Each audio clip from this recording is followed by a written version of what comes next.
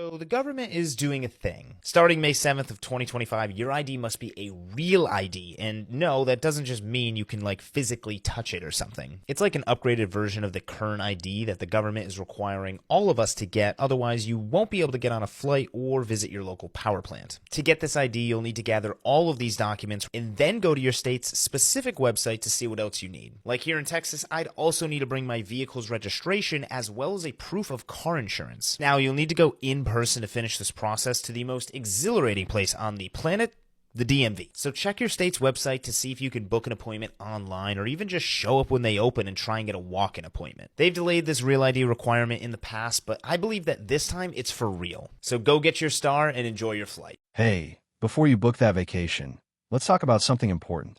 Real ID. It's becoming a big deal here in the US, and you need to know what it is. Not having a real ID can lead to several challenges, particularly when it comes to traveling. For instance, if you're planning to fly domestically, you'll need a real ID to pass through security checkpoints. Without one, you might be denied boarding or face significant delays. This can be frustrating, especially if you're traveling for work or to attend an important event. Travel restrictions are just the beginning. Not having a real ID can also limit your access to certain services. Many federal buildings and facilities require a real ID for entry, so if you're trying to visit a national park or access a government office, you might be turned away. This can be a major inconvenience, especially if you're trying to take care of important business. In addition to these challenges, not having a real ID can also lead to complications in your everyday life. You might find it difficult to open a bank account or apply for a loan without proper identification. Even simple tasks like picking up a package from the post office or accessing your safe deposit box can become complicated without a real ID. If you plan on taking any trips in the United States or internationally, going to any courthouses or government buildings, this video is for you. As of May 7th, 2025, you will no longer be able to get into any federal government buildings, take any local flights in the United States or internationally with just your regular license or ID. You need a real ID.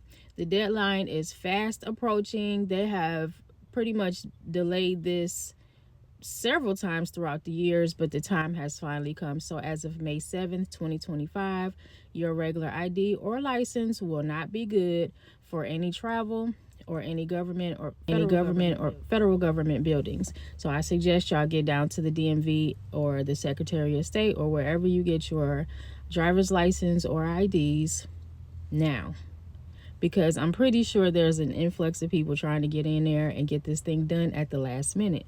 I went a few months ago and it took me literally 5 hours. So I feel for y'all, but you got to get it done. All right. Peace. Not having a real ID can also lead to problems when interacting with law enforcement. If you're pulled over while driving, not having a real ID can lead to further complications and potentially even arrest. This is because a real ID is often seen as proof of identity and residency, and without it, you might be viewed with suspicion. The consequences of not having a real ID can be severe. You might be denied boarding on a flight or turned away from a federal building. In some cases, you might even be detained by law enforcement. The complications can be endless, and it's essential to understand the risks of not having a real ID. You might be denied access to certain events or facilities, and you might even face problems when trying to access your own money. The consequences can be drastic, and it's crucial to take the necessary steps to obtain a real ID.